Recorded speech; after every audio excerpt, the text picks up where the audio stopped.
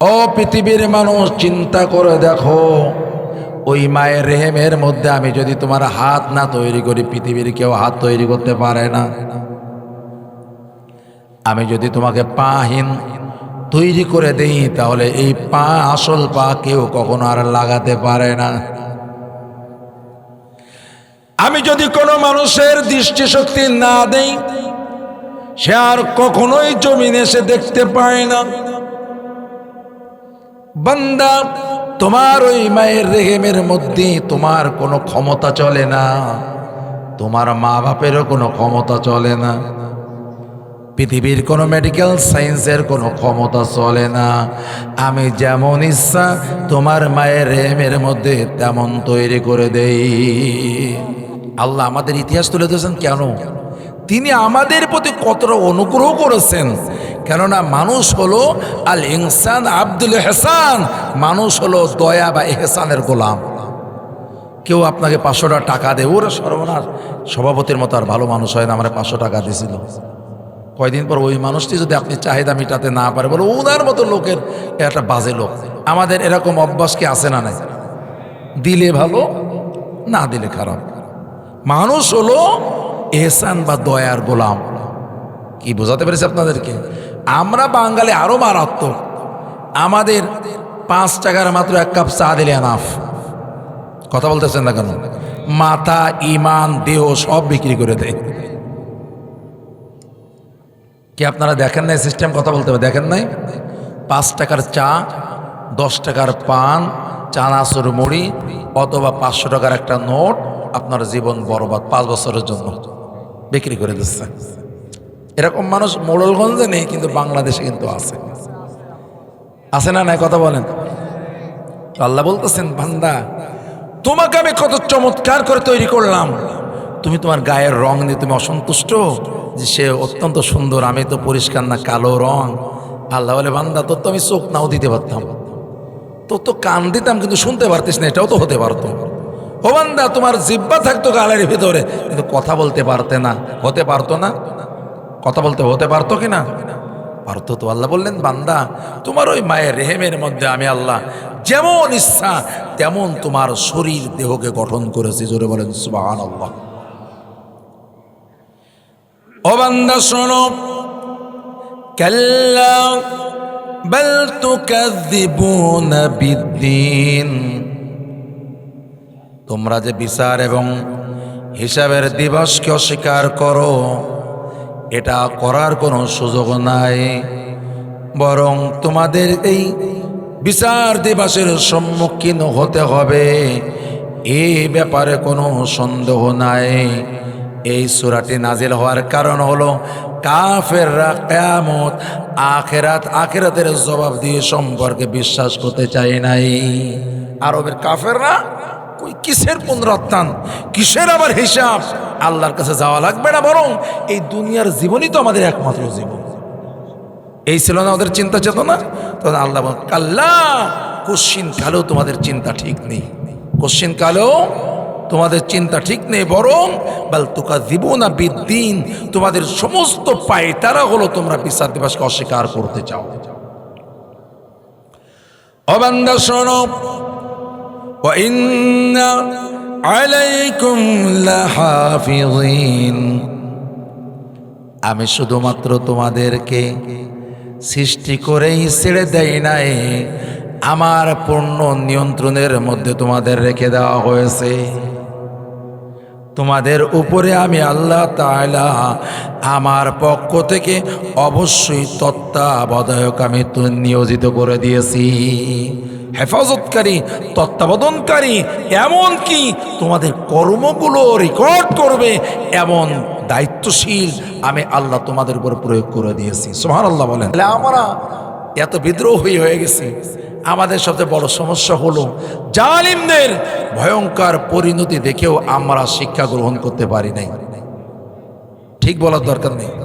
জালিমদের নগদ 24 সালের ভয়ঙ্কর পরিণতি দেখার পরও আমরা শিক্ষা গ্রহণ করতে পারিনি, বরং আমরা তাদের চেয়েও ভয়ঙ্কর জুলুমের পথে হাঁটা শুরু করে দিয়েছি। কথা বলতে হবে ভাই। কেন? আমাদের সমস্যা হলো জালিমদের পরিণতি দেখে আমরা সাবধান হই না। জালিমদের পরিণতি দেখে যদি মানুষ সাবধান হতো, তাহলে নূহ আলাইহিস সালামের প্লাবন দেখে আদ জাতি সাবধান হয়ে যেত। হয়নি, আরো বড় বিদ্রোহ করেছে। ওরা চ্যালেঞ্জ করেছে, আমাদের চেয়ে এই জমিনের ভিতরে শক্তিশালী আর কে আছে? আল্লাহ জবাব দিয়েছেন, এই আদ জাতি, তোমরা শক্তিশালী ঠিক আছে, তা তোমাদের যিনি সৃষ্টি করেছেন তিনি কি শক্তিশালী নন? সুবহানাল্লাহ বলেন। অবশ্যই, কিন্তু এই আদ জাতি তারা শিক্ষা গ্রহণ করেনি কওমে নূহের ধ্বংস দেখে, বরং তারা আরো বিদ্রোহী হয়েছে, আবার ধ্বংস। এর 500 বছর পরে এই জমিনে আরেকটি জাতি আসলো, সামুদ। আদ জাতি হলো মক্কার দক্ষিণ দিকে ওমান এবং ইয়ামানের মাঝামাঝি আল আহকাব এলাকা, বালুকাময় উপত্যকা বলা হয়। সূরা আহকাব নামে একটা সূরা আছে কোরআনে। এই এলাকায় এরাম শহর গড়ে তুলেছিল। এই পৃথিবীর ভিতরে উঁচু উঁচু স্তম্ভ, আকাশচুম্বী বিল্ডিং, পাথর কেটে কেটে, পাহাড় কেটে কেটে তারা ঘর বানিয়েছিল। কারা? আদ জাতি। তারা আরবের মানুষ ছিল। আমি কি বোঝাতে পারছি আপনাদেরকে? এদেরকে আল্লাহ তাআলা বেশি কিছু না, ঠান্ডা হিমেল বায়ু দ্বারা, বাতাস দ্বারা, ঝঞ্ঝা বায়ু দ্বারা 1-2 দিন না, 1-2 ঘন্টা নয়, এক টানা 7 রাত 8 দিন তাদের উপর দিয়ে প্রবাহিত করে এই জমিনের ভিতরে একদম নিপাত করে দিয়েছে। বাতাসে তাদের শীতল বাতাসগুলো উঁচু উঁচু পাহাড়ের মতো দেহগুলো ওই ঘুড়ির মতো উপরে উড়ায় নিয়ে আবার জমিনে এমনভাবে আছাড় দিয়েছে, দেহ একদিকে চলে গেছে, মাথার একদিকে চলে গেছে। কোরআন বলতেছে তাদেরকে খেজুর গাছের ফাঁপা, খেজুর গাছের মতো মূল উপড়ে উপুড় করে তাদেরকে জমিনের উপরে ফেলে রাখা হয়েছিল। এর ঠিক 500 বছর পরে আর একটা জাতি এসেছিল, নাম হলো সামুদ, যাদের পয়গম্বর ছিলেন হযরত সালেহ আলাইহিস সালাম। আছে না কোরআনে ঘটনা?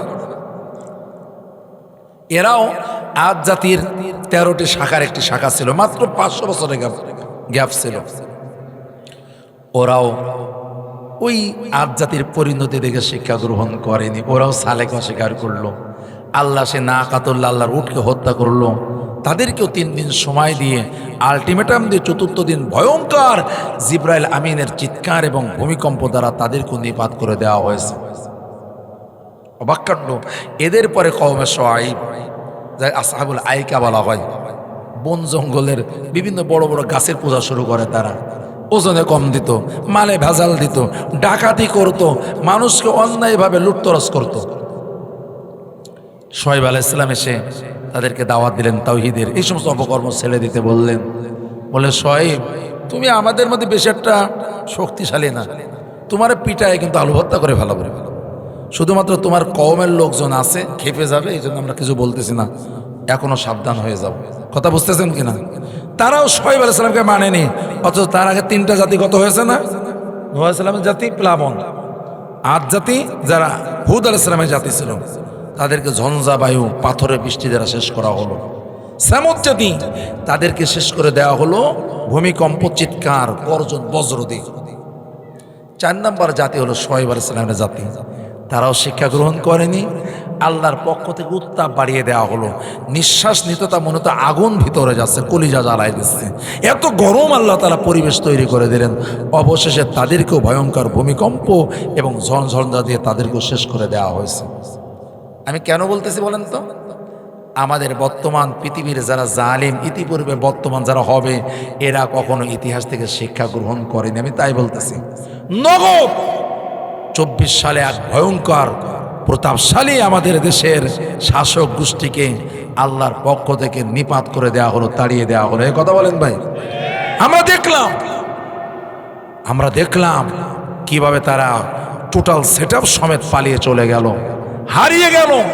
কোটি কোটি, হাজার কোটি টাকার মালিক কলার পাতার উপর শুয়ে আছে, দাড়ি মোছেছে যাতে পুলিশের হাতে ধরা না পড়ে, দাড়ি মোছেছে, রূপ পাল্টে ফেলেছে। আল্লাহ এই জন্য বলতেছেন, মা আগনা আনহু মালহু ওয়া মা কাসাব। আর অন্য জায়গায় তারদ্দা, এদের যখন বিপদ আসবে, মুসিবত আসবে, তখন এদের মাল সম্পদ কোনো কাজে আসে না। দেখেছেন আমরা? কিন্তু আমরা দেখতেছি না, আগে ধলামিয়া চান্দাবাজি করতে, এখন কালামিয়া করতেছে। কথা বলেন না কেন? আগে ধলামিয়া সে মানুষ হত্যা করতো, এখন কালামিয়া করতেছে। মানে কাজ সবই চলমান আছে, বরং আরো গতি বেড়েছে, আরো ত্বরান্বিত হয়েছে, শুধু লোক পাল্টাইছে আর কিছু না। অথবা বলা যায় যে জার্সি পাল্টাইছে। আগে হয়তো বাংলাদেশি জার্সি ছিল, এখন হয়তো অন্য আলাদা আর একটা জার্সি পড়েছে, কিন্তু লোক পাল্টে জার্সি পাল্টে কাজ কিন্তু সমান তালে চলতেছে। এ কথা বলেন না কেন আপনারা ভাই? তার মানে বোঝা গেল আমরা 24-এর সেই ভয়ঙ্কর যে আল্লাহর গজব, এই গজব থেকেও আমরা বর্তমান যারা জালেম হয়ে গেছি, মাজলুম ছিল কিছুদিন আগেও আমরা দেখেছি তারা মিউ মিউ করে কথা বলতো, এখন রয়্যাল বেঙ্গল টাইগার হয়ে গেছে। রয়্যাল বেঙ্গল টাইগারকে আবার আল্লাহ বিড়ালে পরিণত করতে, অথবা তার সে ক্ষুদ্র প্রাণী ইঁদুরে পরিণত করতে সময় নেন না। কথা বলতে হবে ভাই, যে আমাদের অবস্থা হলো আমরা শিক্ষা গ্রহণ করি না, ঠিক না? কথা বলেন। কি আশ্চর্য এক সমাজ, কি অবাক করা পৃথিবীতে আমরা আছি। যদি নামাজ পড়ে, ন্যায় নীতিতে চলে, ঘুষ না খায়, যদি তার ডিপার্টমেন্টের ইমামতি করে, তাহলে বলে যে এই লোকটা অমুক দলের, তাহলে না হলে নামাজ পড়বে কেন? এ কথা বলেন না কেন আপনারা? এই লোকটা এত সৎ কেন, তাহলে এই লোকটা অবশ্যই সন্দেহ করবে অমুক দলের। এই লোকটা ভিসি, তার তো আল্ট্রা মডার্ন হওয়ার কথা, সে ঢাকা ভার্সিটির মতো ছাত্রদেরকে নিয়ে এসে নামাজের ইমামতি করবে, তাহলে সন্দেহ করে না এই লোকটা তাহলে ওই দলের সদস্য হবে। কথা বলেন না কেন ভাই? ভালো কাজ করলে এটাই যদি একটি দলের পরিচয় হয়, তাহলে ওটাই হলো বাংলাদেশের শ্রেষ্ঠ দল হওয়ার কথা। ভালো কাজ দিয়ে যদি তাকে চিহ্নিত করা যায়, বলে কি ওই লোকটা কি চোর? কয় না, চোর না, আরে ও লোকটা তো ভেজাল। আমরা 9 জন সমান তাহলে ঘুষ খাই, সে ঘুষ খাতে যায় না, ওর জন্য পরিবেশ নষ্ট হচ্ছে, অফিসের আছে না নাই? কথা বলেন।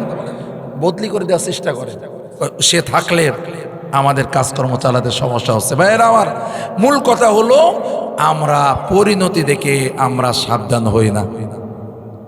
শুআয়ব আলাইহিস সালাম জাতি শেষ, এরপরে আরেকটা জাতি আসলো, কওমে লূত। শুনেছেন না নাম? লূত একজন নবীর নাম। হযরত ইব্রাহিম আলাইহিস সালামের ভাতিজা ছিল, সমসাময়িক নবী ছিলেন তারা।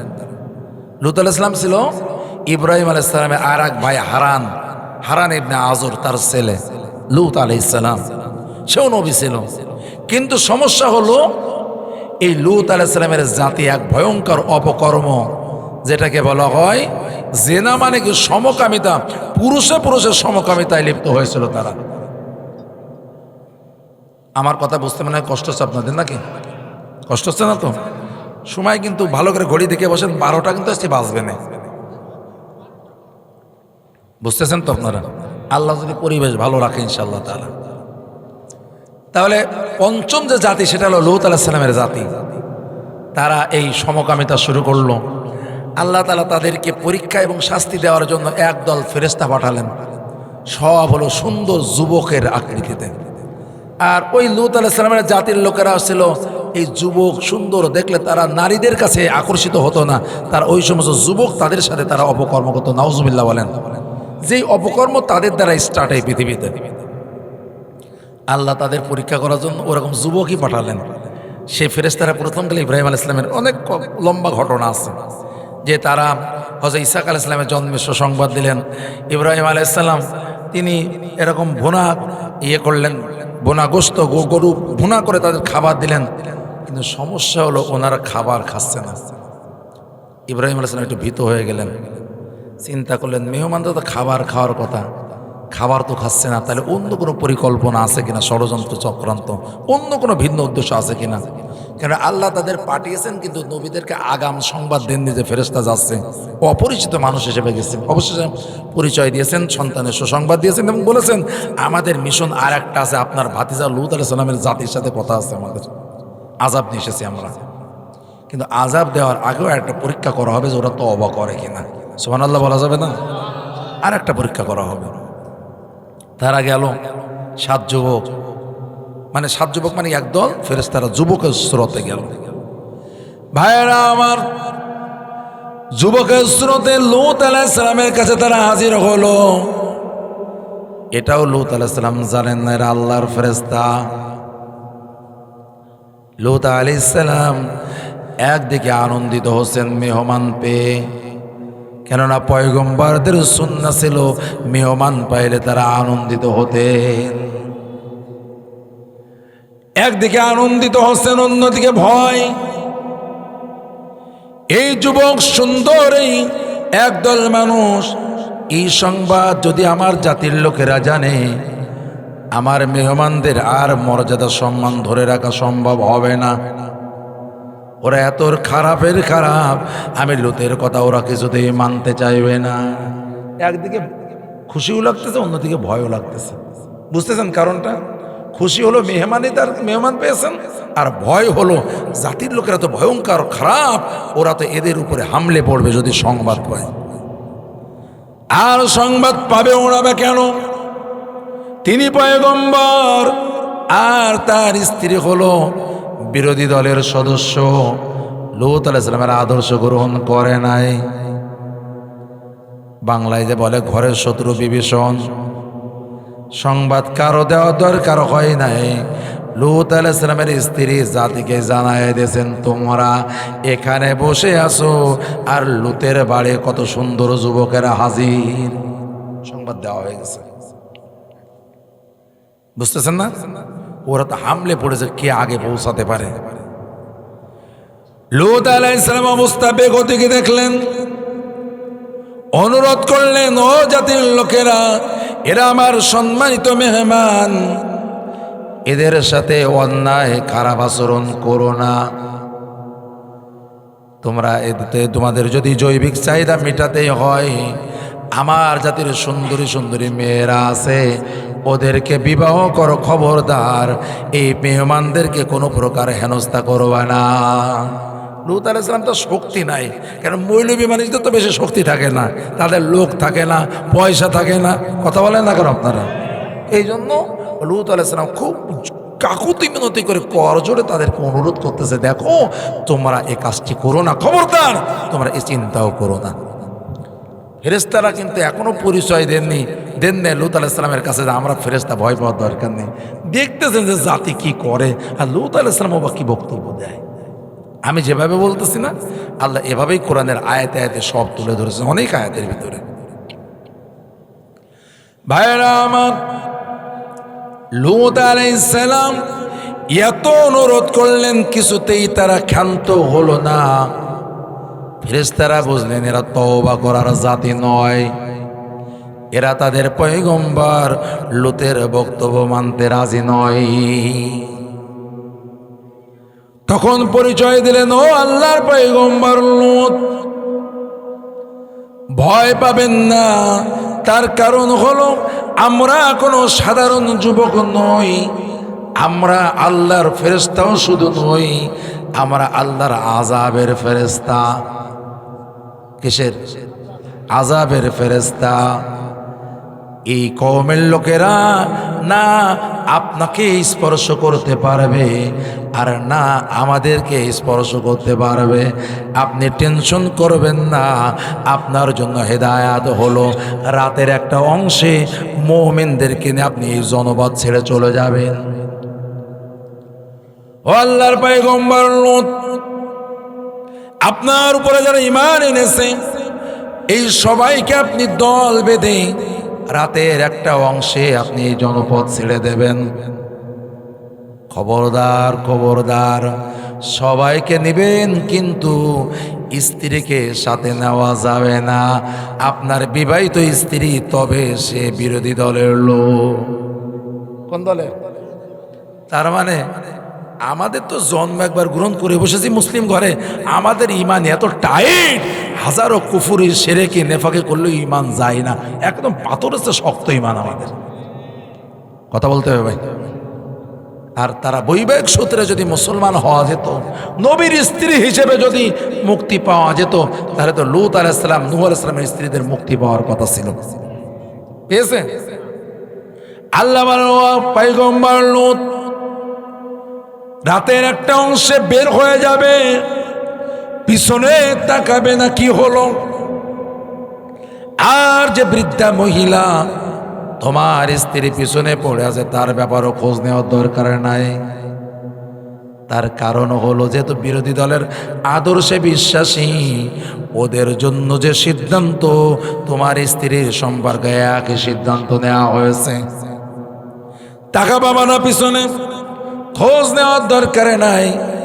আল্লাহ তাআলা বলেন এই জমিনকে উপরের মাটি নিচেই আর নিচের মাটি উপরে করে এভাবে গোটা জাতিকে আল্লাহ তাআলা লূত আলাইহিস সালামের জাতিকে এই জমিনে শেষ করে দিয়েছে। এরাও যদি শুআয়ব আলাইহিস সালামের জাতির কাছ থেকে শিক্ষা নিত তাহলে এদের এই পরিণতি হতো না। এই কথা বলুন ঠিক কিনা ভাই? শিক্ষা নেয়নি। এরপরে আসলো মূসা আলাইহিস সালাম। কে আসলেন? আর তার সময় সমসাময়িক যে বিদ্রোহী তার নাম হলো মিস্টার ফিরআউন, তাই না? কিপ্তি জাতির নেতৃত্ব দিত সে শুধু বাদশা বা প্রেসিডেন্ট হয়ে ক্ষান্ত হয়নি, সে আনা রব্বুকুমুল আলা, সবচেয়ে বড় রব খোদা দাবি করেছিল। কি সুবহানাল্লাহ বলবেন না নাউজুবিল্লাহ বলবেন? এই জাতীয় আগে কয়টা জাতি চলে গেছে? জাতিগুলোর নাম মনে রাখার দরকার আছে না নাই? কওমে নূহ, প্লাবন, কওমে আদ, যারা হুদ আলাইহিস সালামের জাতি ছিল, তাদেরকে কি করা হলো? ঝোড়ো হাওয়া, পাথরের বৃষ্টি দিয়ে শেষ। 3 নাম্বার হলো কওমে সামুদ, যাদের নবীর নাম ছিল সালেহ আলাইহিস সালাম, তাদেরকে ভূমিকম্প এবং বজ্র আঘাত দ্বারা শেষ। 4 নাম্বার হলো কওমে শুআয়ব, আসহাবুল আইকা বলা হয়, এদেরকেও শেষ করে দেওয়া হলো প্রচণ্ড তাপদাহ দিয়ে এবং অবশেষে ভূমিকম্প দিয়ে তাদের শেষ করে দেওয়া হয়েছে। 5 নম্বর হলো কওমে লূত। মনে থাকবে তো আপনাদের নাকি? শুধু কানের মজা করে না, একটু অন্তরের খোরাক দেন, মনে রাখার চেষ্টা করতে হবে। কারণ এই ঘটনাগুলো আল্লাহ মজা করার জন্য দেন নাই, এখান থেকে শিক্ষা নিয়ে আমরা যেন সোজা পথে চলে এই জন্য দিয়েছেন। কথা বলেন ঠিক না ভাই? কিন্তু আমরা তো শিক্ষা নেই না, আমরা কোরআনের ঘটনায় মজা পাই না। আমরা যে আজগবি ভয়ঙ্কর ভাবে বানোয়াটে কোনো কাহিনী বলা হয়, বলেন না হুজুর ফার্স্ট ক্লাস হুজুর, যে ঘটনা শোনালে তা কিয়ামত পর্যন্ত কোনোদিন শুনিনি এর আগে। ভয়ঙ্কর চমৎকার ঘটনা যার কোনো দলিল বা ভিত্তি নেই, এরকম ঘটনা আছে না সমাজে? আর এই ঘটনাগুলো কোরআন কেন্দ্রিক, কোরআন ভিত্তিক, কোরআনের আয়াত দ্বারা প্রমাণিত ঘটনা। সর্বশেষ আসলো কওমে ফিরআউন। এর আগে 5টা জাতি চলে গেছে। শিক্ষা, জোরে বলে শিক্ষা। তাহলে আমাদের 24 সালের জালেমদের শিক্ষা থেকে যদি বর্তমান যারা জুলুমের পথ অবলম্বন করতেছে শিক্ষা যদি না নেয়, ওই আল্লাহ তো আপাতত ক্ষমতা হারা হয়ে গেছেন। নাউজুবিল্লাহ। আছে না নাই? কথা বলেন। আছে, তবে ক্ষমতা একটু দুর্বল হয়ে গেছে। আছে না নাই? যে আল্লাহ 24-এ ভয়ঙ্কর 17 বছরের জগদ্দল পাথর জালিমদেরকে আল্লাহ তাআলা শেষ করে দিতে পারেন, চিরতরে তাড়িয়ে দিতে পারেন, ওই আল্লাহ বর্তমানে যারা জালিম হওয়ার পথে আছে, চেষ্টায় আছে, চেষ্টা করে যাচ্ছে, আল্লাহ তাদের সাথে পারবেন না মনে হয়? হ্যাঁ, তারা তো নানান কথা বলে, ভয় দেখায়। হ্যাঁ, তাদের মতো আমাদের না, আমাদের কিছুই করা লাগবে না। আমাদের শুধু আল্লাহর দ্বীনের পথে চেষ্টা চালাতে হবে। যা করার তো মালিক সিদ্ধান্ত নেবেন। কথা বলেন না কেন ভাই? যা করার আমরা কেউ করবো না, আল্লাহ করাবেন, আল্লাহ করাবেন। আমরা করতে পারি না যতক্ষণ মালিক আমাদেরকে দিয়ে না করা। কথা বলতে হবে ভাই। ভাইরা আমার, কওমে ফিরআউন শিক্ষা নেয় নাই। 400 বছরের রাজত্ব ধ্বংস করে আল্লাহ তাআলা তাদেরকে লোহিত সাগর পানির মধ্যে চুবিয়ে মারল। এমনকি ডুবানোর পরে আল্লাহ বললেন, ফালইয়াউমা নুনাজ্জিকা বিবাদানিক। ও ফিরআউন, তোমার দেহটা আমি পুষতে দেব না, গলতে দেব না, কোনো পোকামাকড় আর খেতে দেব না। ফালইয়াউমা নুনাজ্জিকা বিবাদানিক, আমি আল্লাহ তোমার দেহটাকে সংরক্ষণ করব। লিমান খলফাকা আয়া, মজা করার জন্য নয়, দেখে চোখ শীতল করার জন্য নয়, তোমার মতো যত স্বৈর শাসক পৃথিবীতে আসবে তাদের জন্য নিদর্শন হিসেবে আমি তোমাকে মমি করে রেখে দেব। আল্লাহ তার কথা রেখেছেন না রাখেন নাই? কথা বলুন। এই চূড়ান্ত পরিণতি আমাদের সামনে থাকার পরও আমরা আল্লাহর ক্ষমতাকে পরোয়া করতেছি না।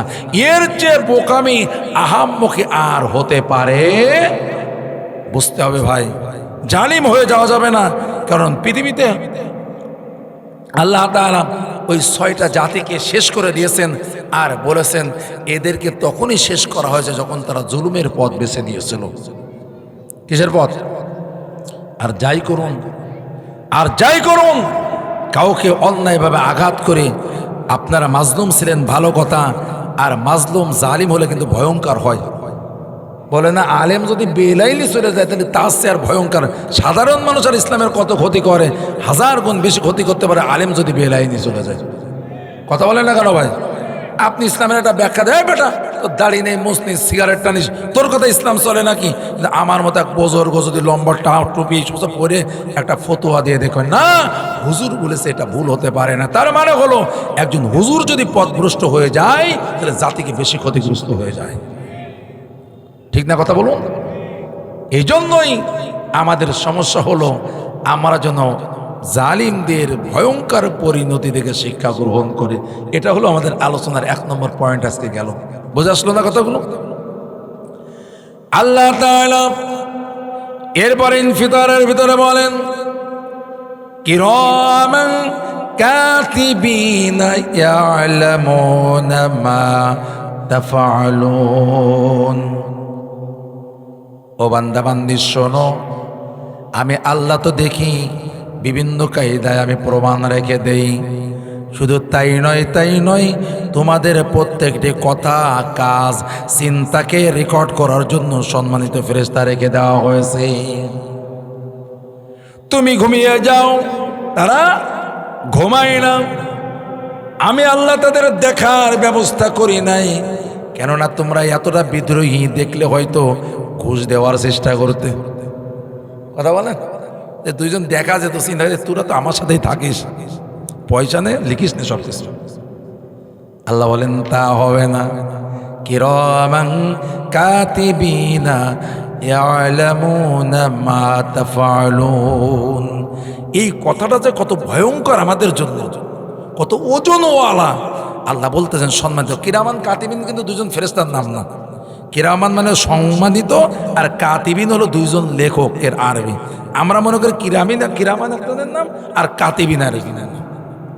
আসলে তা না। কিরামান মানে কি? সম্মানিত। আর কাতেব থেকে কাতিবিন মানে বহু বছর, মানে দ্বিবচন, তার মানে দুইজন লেখক। কয়জন লেখক? কয়জন? তারা দুইজন লেখক আছে। কি তাদের কাজ?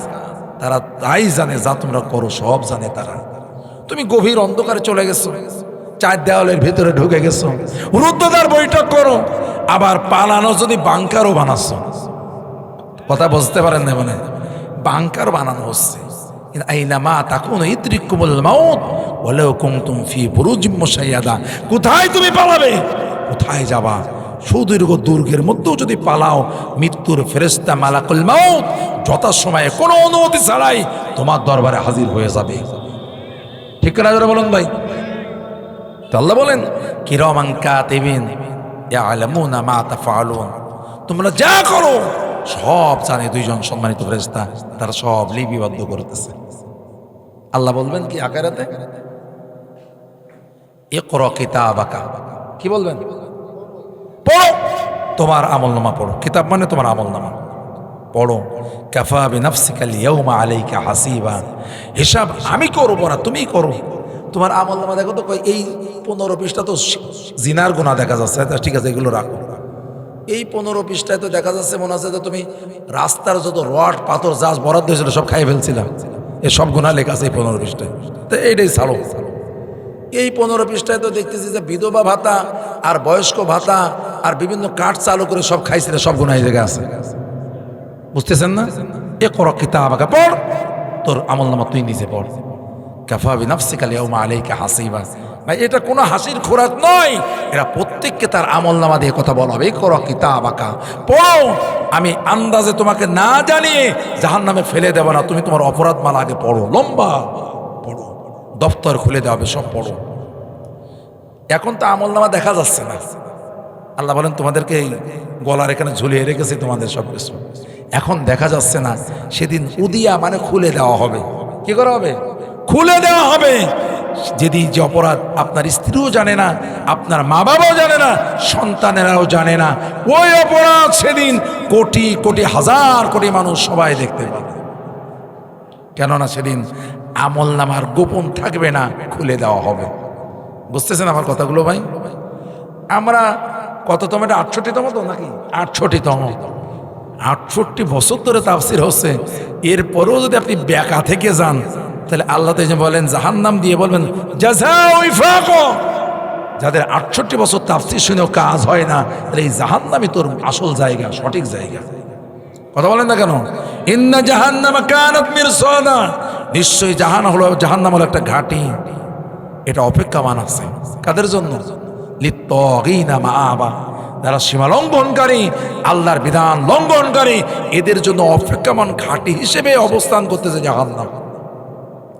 লাবিসিনা ফিহা আহকাবা, আহকাব মানে যুগ, যুগের পর যুগ, শতাব্দীর পর শতাব্দী এই জাহান্নামে এই পাপিষ্ঠরা অবস্থান করবে। লা ইয়াযুকুনা ফিহা বারদা ওয়ালা শারাবা, সেখানে তাদের না কোনো পানীয় দেওয়া হবে ঠান্ডা, জাহান্নামের উত্তপ্ত পানি।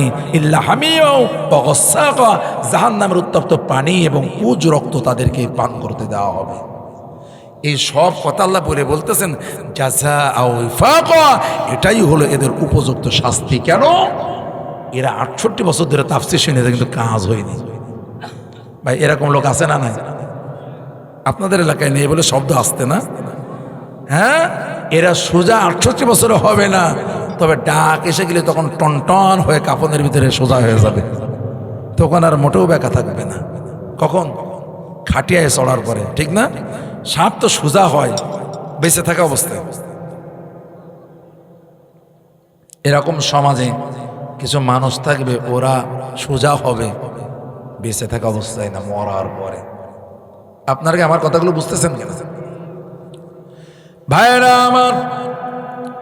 এরপরে আল্লাহ তাআলা বলেন ইন্নাল আবরার লাফি নাঈম, যারা নেককার হবে, যারা ভালো মানুষ হবে সমাজে, এরাই সেদিন জান্নাতের ভিতরে অবস্থান করবে। সুবহানাল্লাহ। নিয়ামতপূর্ণ জান্নাতে জায়গা পাবে যারা আবরার। বাররনের বস আবরার মানে হলো নেককার, ভালো, সৎ মানুষ। আর আমরা তো পড়ে আছি টুপি কত লম্বা, ছোট না বড়, 5 কুলি না 8 কুলি, কাপড়ের না নৌকা মার্কা, কোন টুপি, এইগুলো নিয়ে পড়ে আছি। এই কথা বলতে হবে ভাই। জামানে পড়ে আছি, কালার নিয়ে পড়ে আছি, বিভিন্ন জিনিস নিয়ে পড়ে আছে। আল্লাহ বলেন না, এগুলো দেখা হবে না। আমি দেখব হলো তোমাদের মধ্যে কর্মে কে ভালো। মূলত জীবন মৃত্যু তো ওই জন্যই বানানো হয়েছে। আল্লাযী খালাকাল মাউতা ওয়াল হায়াতা লিয়াবলুয়াকুম আইয়ুকুম আহসানু আমালা। বান্দা, তোমাদের মৃত্যু এবং জীবনকে জন্য তৈরি করা হয়েছে। আমি আল্লাহ দেখে নিতে চাই তোমাদের মধ্যে কর্মে কে ভালো, কাজে ভালো।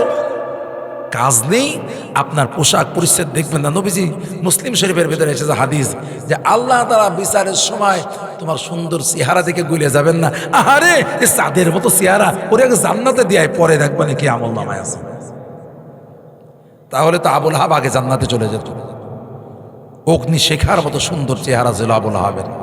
আব্দুল উজ্জা নাম ছিল, কিন্তু সৌন্দর্যের কারণে তাকে লাল মিয়া ডাকা হতো। লাল মিয়া আছেন আমাদের, সাদা মিয়া, ধলা মিয়া, লাল মিয়া, কালা মিয়া ডাকা হয় না? তো তার আব্দুল উজ্জা নাম বন্ধ করে দিয়ে তাকে ডাকতো কি বলে? আবুল আহাব, সৌন্দর্যের পিতা, অগ্নি শিখার পিতা। মানে এত টকটকে চেহারা ছিল। ওই চেহারা থেকে, সৌন্দর্য দেখে, বডি ফিগার থেকে হ্যান্ডসাম এবং স্মার্ট দেখে যদি আল্লাহ জান্নাতে দিত, তাহলে সবার আগে তো আবুল আহাবের জান্নাতে যাওয়ার কথা ছিল। কথা বলেন না কেন? অথচ সে এবং তার স্ত্রী যে ধ্বংস, এটা আল্লাহ এই কথা দিয়েই সূরা লাহাব নাজিল করে দিয়েছেন। আর সেই কুৎসিত কুসকুসে কালো গোলাম শ্রেণীর মানুষ বেলাল, তার চেহারা সুন্দর ছিল না, দেখতেও খুব উঁচু লম্বা না, বেটে ছিলেন, সৌন্দর্য মোটেও সৌন্দর্য বলতে আমরা যা বুঝি তা কিছুই ছিল না। অথচ মেরাজের রাতে আল্লাহ তাআলা আল্লাহ নবী জান্নাতের ভিতরে বেলালের এমন সংগঠনে বাংলাদেশে আছে যারা শুধুমাত্র দিন প্রচার প্রতিষ্ঠার চেষ্টা করে না, তারা মানুষ তৈরি করার চেষ্টা করে। কথা বলতে হবে ভাই। কেন তৈরি করা হয়? কারণ আছে না নাই? কারণটা হলো বিশ্ব নবী নবুয়ত পেলেন, এরপরেই তাকে রাষ্ট্রীয় ক্ষমতা দেওয়া হলো না। 13 বছর অপেক্ষায় রাখা হলো। কত? 40-এ নবুয়ত পেয়ে গেলেন, আর তিনি হিজরত যখন করলেন তখন বয়স হলো 53 বছর।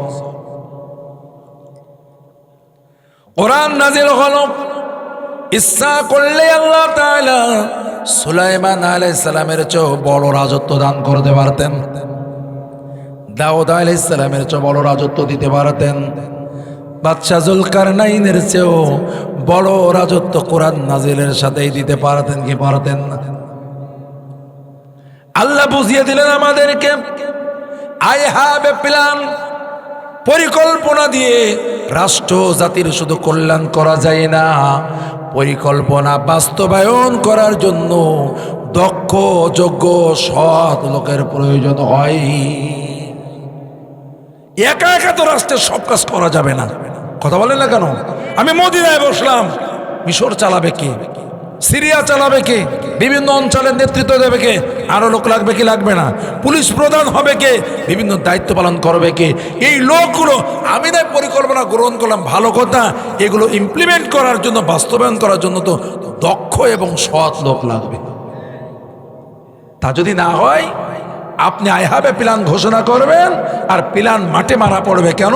সব দুর্নীতিবাজ সাদাবাজ ওই শেষ পর্যন্ত প্ল্যান যেতে দেবে না। এটা উদাহরণ দিলে আপনারা বুঝবেন। রাগ হচ্ছে কার কার? এটা হাত উঁচু করেন তো।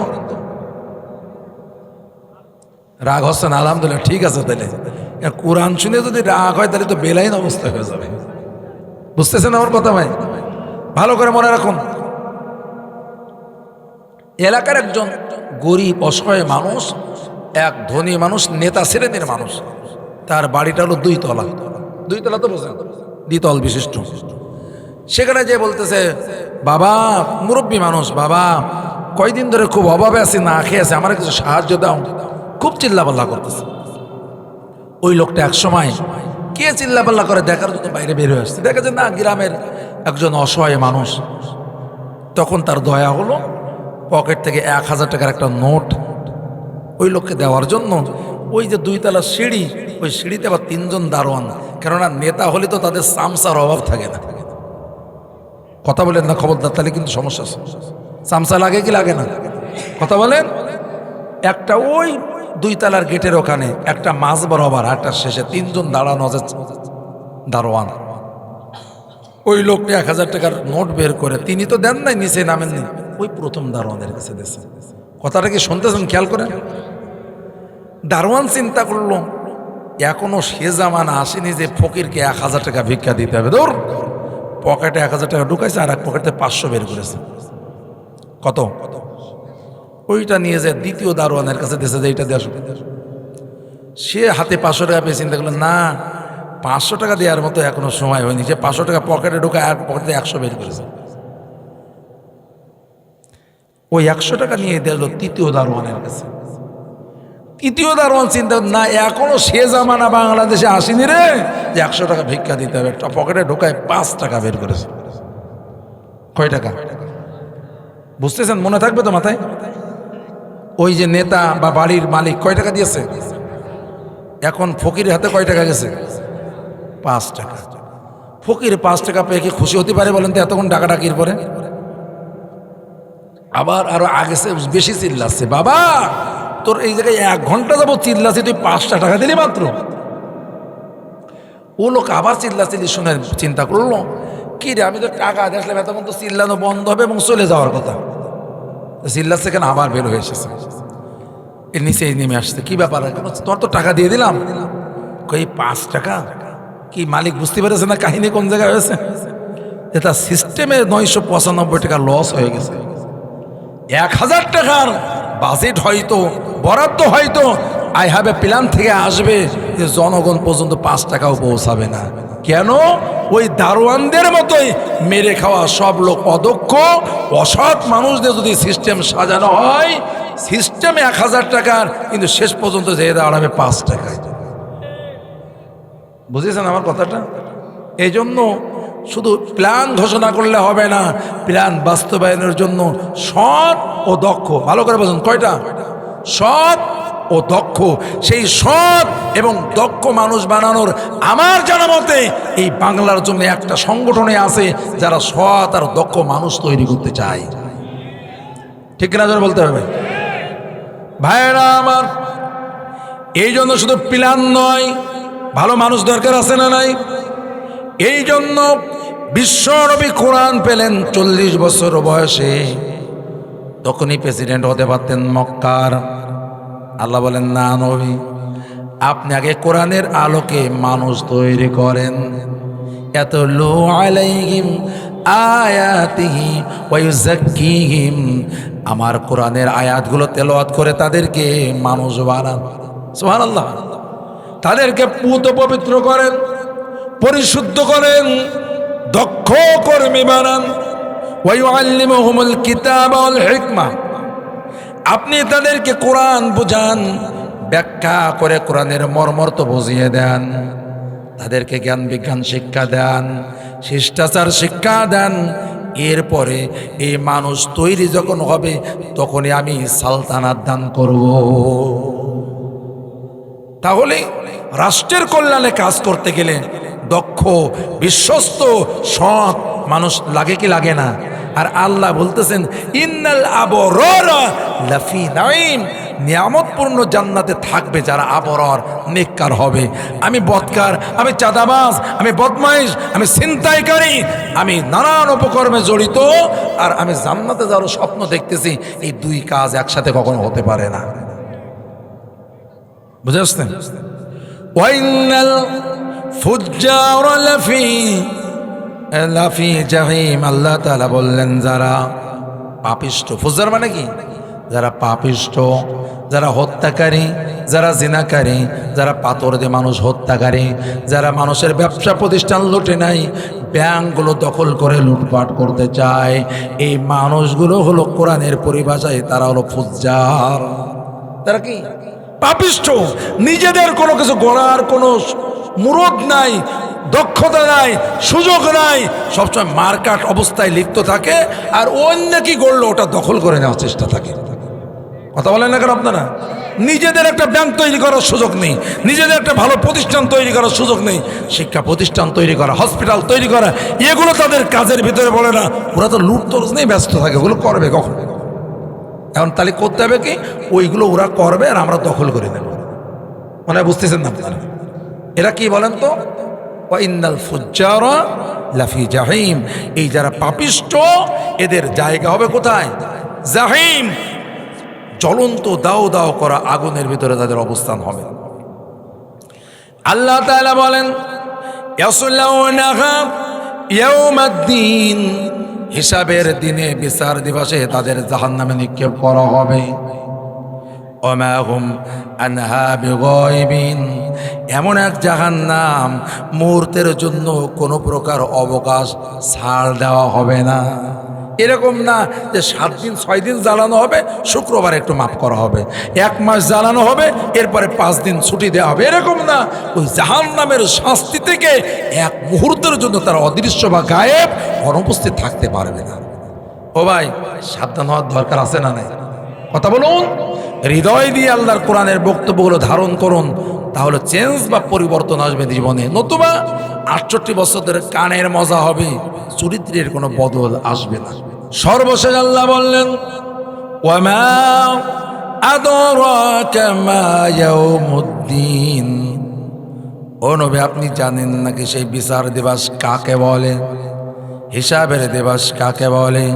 সুম্মা মা আদরাকা মা ইয়াউমুদ্দিন, আপনি কি জানেন? ভালো করে বোঝেন সেই বিচার দিবস কাকে বলে, এটা আপনি জানেন নাকি?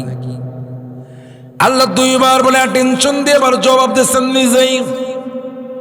ও বিশ্বনবী আপনি জানিয়ে দিন, ইয়াউমা লা তামলিকু নাফসুন লিনাফসিন শাইআ, সেদিন কেউ কারোর কোনো উপকার করতে পারবে না, সক্ষম হবে না কাউকে সাহায্য করা, কাজে আসবে না।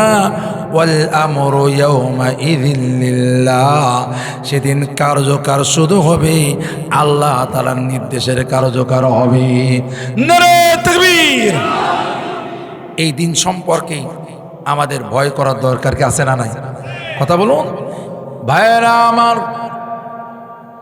আল্লাহ তাআলা বলেন আল্লাযী খালাকা সাবআ সামাওয়াতিন তিবাকা, তিনি হলেন সেই সত্তা, সেই রব যিনি তোমাদের মাথার উপরে একটা দুইটা নয়, স্তরে স্তরে সাতটা আসমান তৈরি করে দিয়েছেন। মা তারা ফি খালকির রহমানি মিন তাফাউত, ও বান্দা আসমানের দিকে তাকাও, দৃষ্টি দাও, তুমি একটু খেয়াল করে বলো আমার আসমান তৈরির মাঝে কোনো ত্রুটি আছে নাকি? আমি কোনো অসম্পূর্ণ অসুন্দর করে অক্ষমতা প্রকাশ করে আসমান তৈরি করেছি নাকি তুমি দেখো। আল্লাহ তাআলা বলেন সুম্মা রাজিউল বাসার, একবার নয় বারবার আসমানের দিকে তুমি দেখতে থাকো। সুবহানাল্লাহ। কাররাতাইন, বারবার আকাশের দিকে দৃষ্টি ফেরাও। ইয়ানকালিবু ইলাইকাল বাসারু খাসিয়া ওয়া হুয়া হাসির, তোমার দৃষ্টি ক্লান্ত হয়ে যাবে, পরিশ্রান্ত হয়ে যাবে, এরপরেও আমি আল্লাহ তাআলার সৃষ্টির মধ্যে কোনো ত্রুটি খুঁজে পাবে না। সুবহানাল্লাহ। বান্দা তুমি ক্লান্ত হয়ে যাবা, তোমার দৃষ্টি শক্তি তোমার কাছে পরিশ্রান্ত এবং ক্লান্ত ব্যর্থ হয়ে ফিরে আসবে, এরপরও তোমার মালিকের আকাশ সৃষ্টির মধ্যে কোনো ত্রুটি খুঁজে পাবা না। প্রশ্ন যদি করা হয় আল্লাহ আকাশ কেন তৈরি করা হলো, কারণ আছে না নাই? জোরে বলেন। আল্লাহ তাআলা বলেন বান্দা আকাশ এমনি এমনি তৈরি করা হয় নাই। আল্লাযী জাআলা লাকুমুল আরদা ফিরাশাও ওয়াস সামাআ বিনাআ, আমি জমিনকে তোমাদের জন্য বিছানার মতো বিছিয়ে দিয়েছি, আর আকাশটা বানিয়েছি তোমাদের জন্য ছাদ স্বরূপ। সুবহানাল্লাহ। ছাদ দিয়েছি মাথার উপরে, আর জমিনটা বিছিয়ে দিয়েছি। গোলাকার জমিনকে তোমাদের জন্য বিছিয়ে দেওয়া হলো, আর আকাশকে ছাদ বানানো হলো। তোমরা এটা ভেবো না ওয়ামা খালাকনাস সামাআ ওয়াল আরদা ওয়ামা বাইনাহুমা লাঈবিন, আমি এক তামাশা করতে করতে, রসিকতা করতে করতে আমি আসমান জমিন বানিয়েছি, এটা মনে করো না। আসমান জমিন বানানোর পিছনে আমি আল্লাহ তাআলার সুনির্দিষ্ট উদ্দেশ্য রয়েছে। আছে না নাই? খেলা করার জন্য, খেলতামাশার উপকরণ হিসেবে আসমানকে তৈরি করা হয় না। কেন বানানো হলো? আল্লাহ আরো বললেন ওয়াজআলনাস সামাআ সাকফাম মাহফুজা, আমি আল্লাহ তাআলা তোমাদেরকে সুরক্ষিত রাখার জন্য সুরক্ষিত শক্ত ছাদ হিসেবে আমি আল্লাহ তাআলা আসমান তৈরি করে দিয়েছি। বান্দা শুধু তাই নয়, 7টি আসমানের নিকটবর্তী আসমান তোমাদের কাছে আছে।